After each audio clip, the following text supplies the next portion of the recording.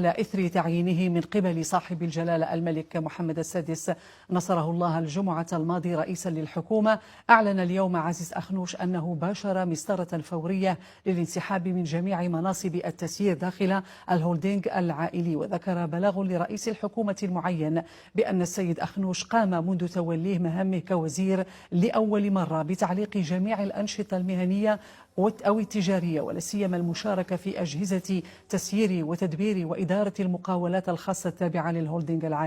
العائلي. كما قرر الانسحاب بشكل كامل من جميع الأنشطة بما في ذلك تلك المتعلقة حصريا باقتناء مساهمات في الرأسمال وتسيير القيم المنقولة، وذلك على الرغم من غياب أي مانع قانوني. ورغم أن القانون يسمح بذلك، فقد اتخذ السيد أخنوش قرار التخلي عن جميع أنشطة التسيير في القطاع الخاص ليتفرغ بشكل كامل للمهام الجديدة